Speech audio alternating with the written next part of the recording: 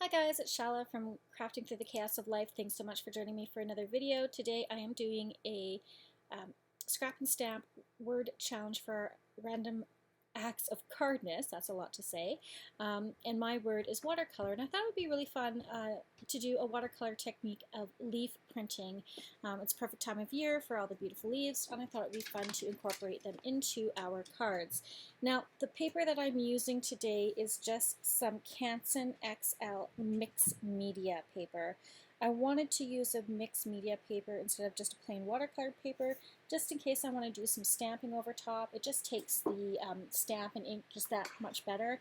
Watercolor paper tends to be a little toothy, and so sometimes you're not going to get a great impression on your sentiment. So that's just kind of my logic behind using the mixed media paper.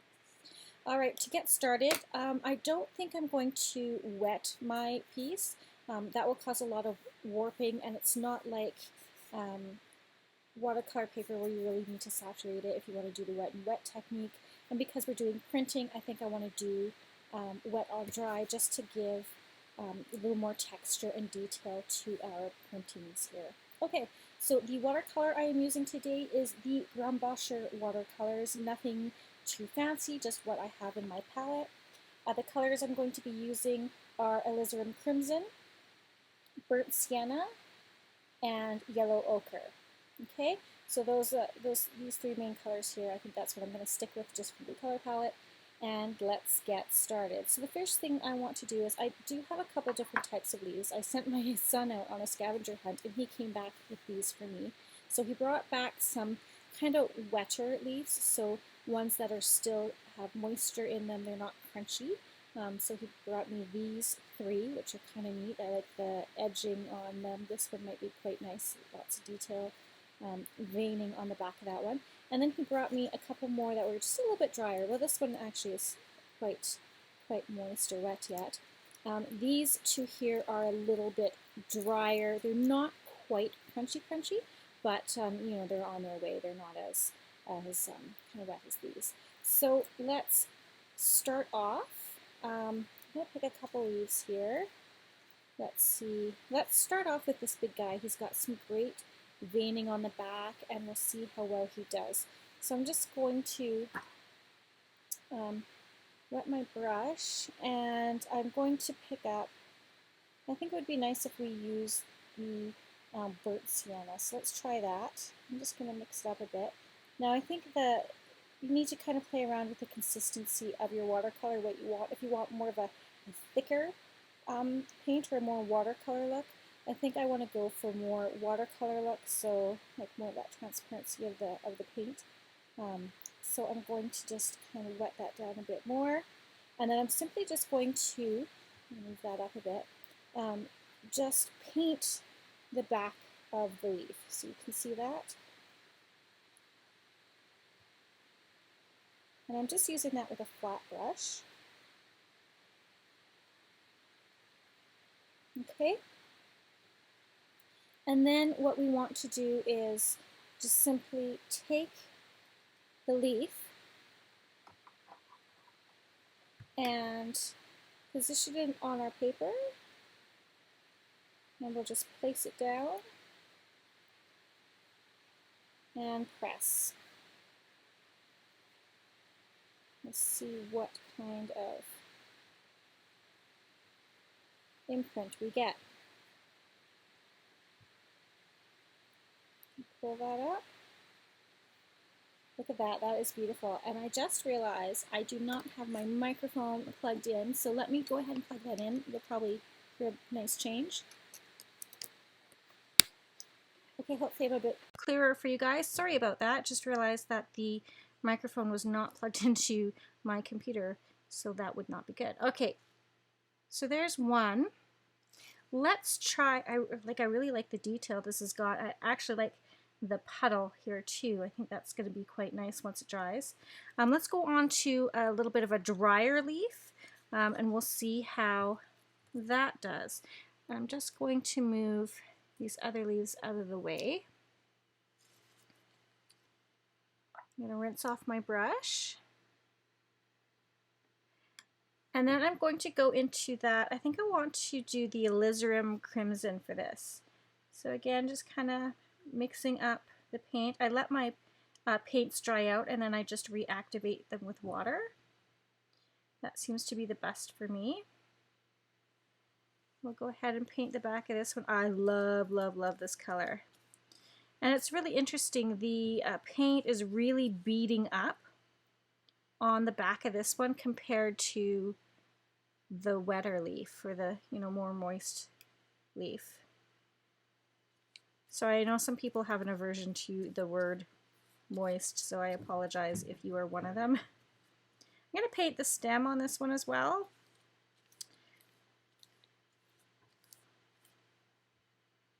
Maybe go with a little bit thicker on this one. See if that helps.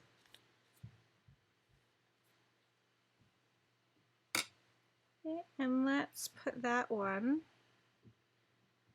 right here. I'm kind of wishing I used a bigger piece of paper now, but it's just a standard A2 size card base that I was going for.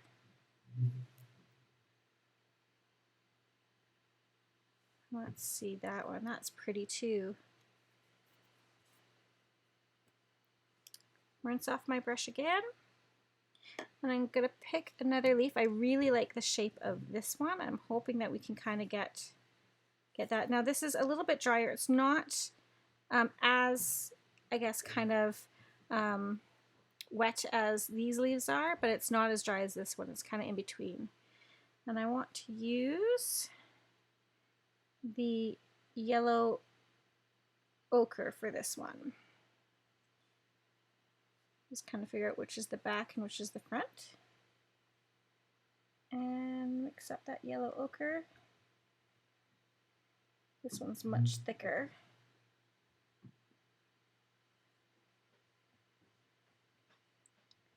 Okay, and we'll go ahead and, I suppose using yellow on a yellow leaf makes it a little difficult to see that on there. It is not beating up as much as the really dry one did. It's holding the paint just a bit better. Pick this up and just lay that one right here.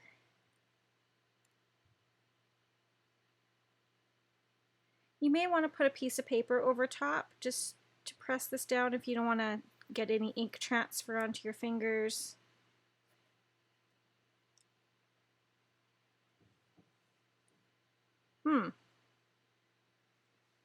That one really didn't give me anything. That's really interesting. Let's try that again.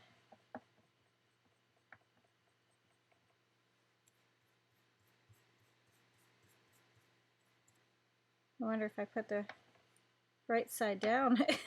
So I'm just going in with a little bit more of that yellow ochre, giving it a bit of a thicker coat of paint, more thick paint. Lay that on there. Let's try that again.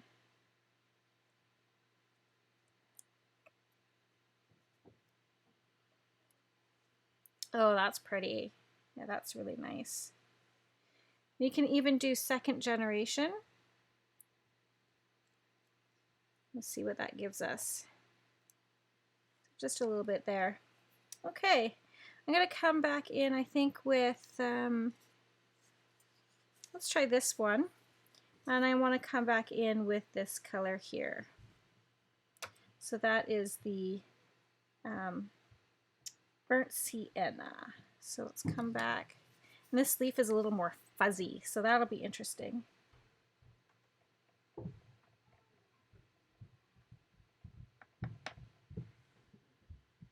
And we'll go ahead and paint that. Oh yeah, it's really soaking in on this one. I think it's because it's got that fuzzy texture to it. Apply that on there.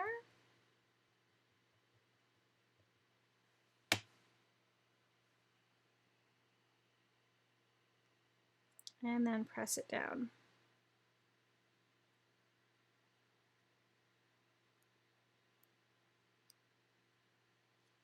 that up. Oh, that's pretty too. It's going to be really interesting. All right, so I think what I want to do is I'm going to let this dry, and then I'm going to come back and we'll add maybe some more watercolor to this just to fill in the white of the background, and then we'll see what we can do for stamping and finishing this off as a card. So I will be back after this is dried. Okay guys, I am back and our prints have for the most part dried. There might be a few little spots that are still a bit damp, but for the most part everything looks great here, and let's add maybe some background to this. So let's start off with just wetting the area where we want kind of the water to flow. Now I'm not going to wet this too much because this is mixed media paper. I don't want to saturate it as much as I normally would with a watercolor. It can take a fair amount of wetness, but again, I want to be careful that I'm not going to rip the paper. So this is just some leftover color on my palette. It's just kind of a mix of the burnt sienna, yellow ochre, and a little bit of the cad yellow here, just to make like a light rusty orange. And I'm just going to drop that into where we wet the paper. Again, we'll wet some areas here. And I just want to drop in bits of color just so that the background isn't that stark white. I'm just grabbing a little bit of this orange that I had already mixed up. Just experiment, don't be afraid. We're just playing around and having fun. You want a little bit of the brighter yellow in there. So just really kind of going along the shape of the leaves. You can go wet into dry too. I haven't wet this yet. This will just make that color a little bit more saturated. Oh, I don't know what I got on the end there. Let's see if I can. Something fell onto there. Okay. So I'm just going to continue to put wet on wet here and play around. I may speed this up if it gets too boring to watch here. If I don't have much to say, I'll speed up the video for you guys.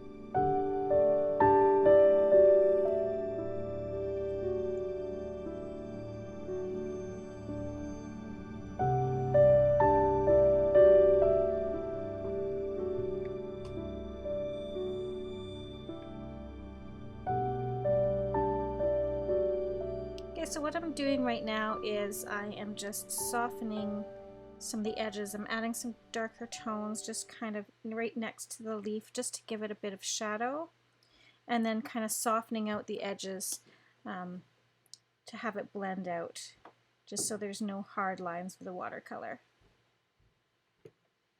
And I'm just going to continue doing this and build up the layers. As you can see, I dried in between these layers. But what I want to do is just really build the color and take my time doing that. I find if I take my time, I get a much better result, whereas if I try to build the colors too quickly, I'm often quite unhappy with the result.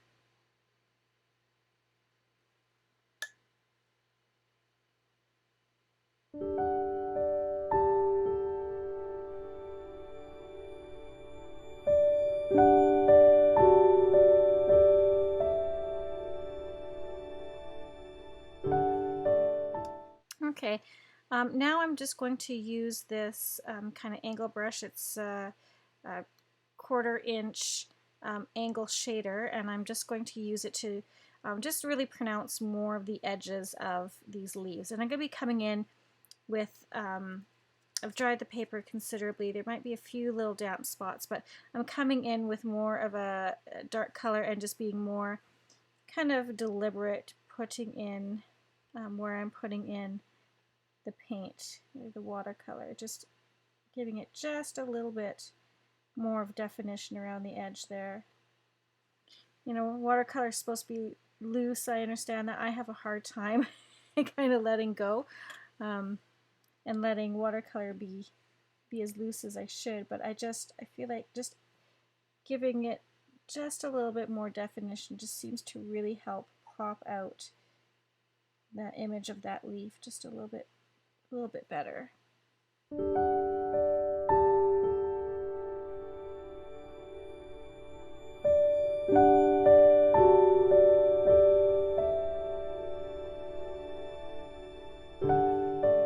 just softening the edges just a little bit more here. We don't want it to be too harsh of a line.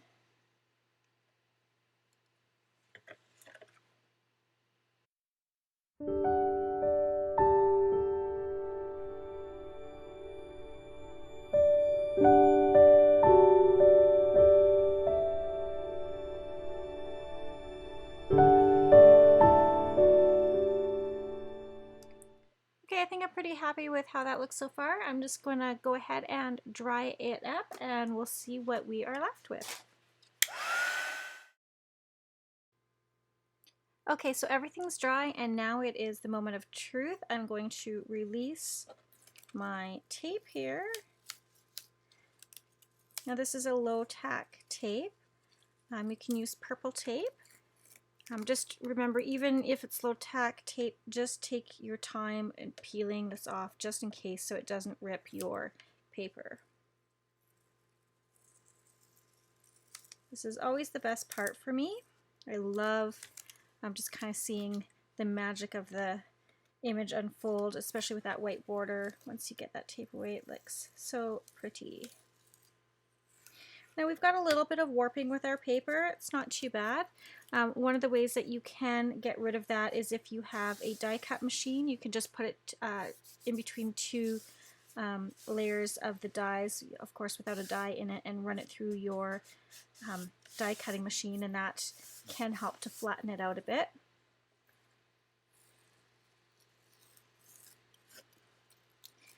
I think that looks so pretty. I'm really happy with the way that that turned out.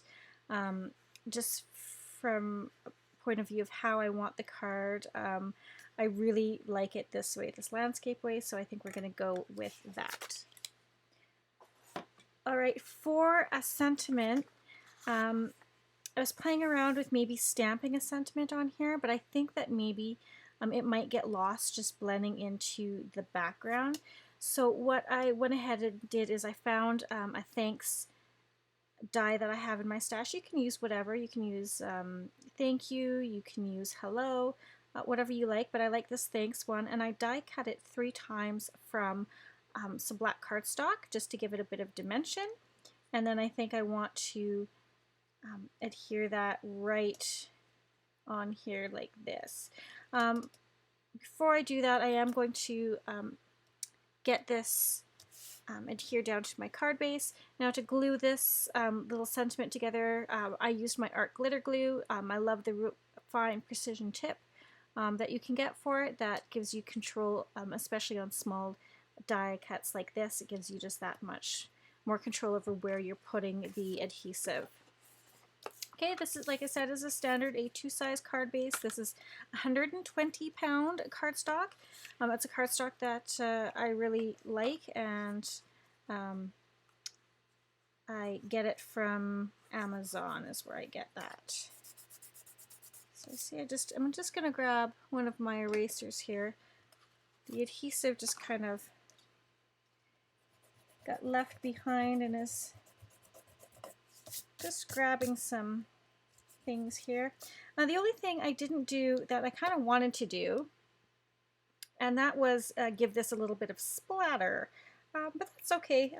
Maybe it just doesn't need it. I just sometimes like to add a little bit of splatter to it, but now that I've taken the tape off, yeah, we'll just kind of go with it. But that's something to think about if you're doing an image like this. You can always just take like a fan brush and wet it and just kind of tap it against another paintbrush, and then yeah, I'll give you some beautiful splatters on there. But yeah, I guess this doesn't need it. So let's go ahead and adhere this down. You can use double-sided tape, whatever you like. I'm just a big fan of this art glitter glue because once it's down, I know it is down, and it dries nice and quick. The only thing is you want to make sure that you put your pin or whatever you're using right back in right away, just so that fine nozzle does not clog. I still need to wash out my little tip there. It's in dire need of a good wash out with some warm water. So just adhering this down to the card base. Now the only downfall with art glitter glue is you do not have much wiggle room, so once it is down, it is down.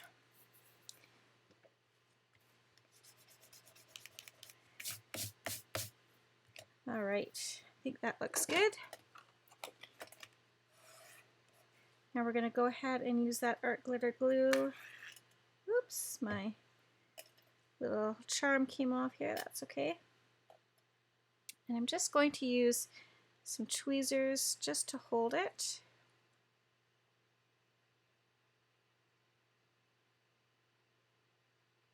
And we'll just run this along.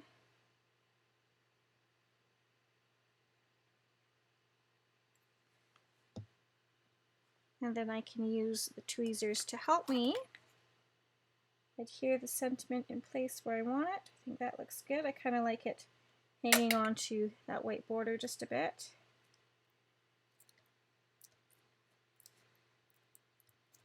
There we go. Now let's go ahead and do our sentiment for the inside. Usually I have my cards are blank on the inside, which I need to get better at including sentiments. So I have here this great one from My Favorite Things, and it is Kind Thanks. I think I will use the I am beyond grateful for you on the inside. Let's open this up. This is one of my favorite stamp sets. I love all the little sayings that are in here. I use them a lot with when I make cards from coworkers. Yeah, this is just such a great stamp set, and it's so important to say thank you. All right, so I'm going to pull in my stamp platform.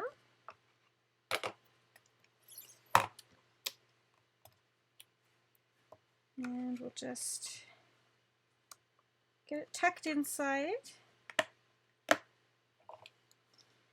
And the lining up of the sentiment, so I am beyond grateful for you. Try and get that somewhat centered and somewhat straight. How's that look? I think that's okay. We'll close the lid to our platform, again using my favorite sentiment ink, which is VersaFine Clair, that Nocturne. But they do have other colors of VersaFine Clair. It's some beautiful, beautiful inks. And again, when you're stamping sentiments, use fingertip pressure. Do not give it CPR, otherwise it squishes out your words and makes it kind of mucky. So there you go, beautiful. I am beyond grateful for you. So we'll go ahead and take that out. And I think the one last thing that I want to do is just to have this stand out just a little bit more. Let's see if I can find it here. I want to go ahead, and I think I'm going to add some glossy accents on top. And just grab my little tool here to get my pin out.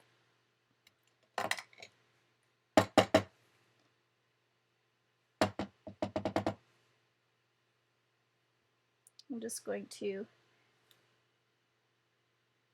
there we go. Okay, so we'll go ahead and add this on top. That will just give it a nice shine. And it kind of goes on a little bit murky, but it dries super clear and shiny. So I will go ahead and finish up putting the glossy accents on this, and then I will be back. Okay guys, I finished putting the glossy accents onto the card, and now it's just a matter of letting it dry, but I think it's super cute. I like the way it turned out, and the sentiment on the inside from My Favorite Things. I will link that stamp over at the Scrap and Stamp blog, and I'll link that down below. Alright guys, I want to thank you so much for spending your time with me today. If you haven't already, please subscribe to my channel so you don't miss any further videos. And if you liked today's video, go ahead and give it a thumbs up for me. That would be really great. Thanks so much guys, and until next time, P.S. I love you.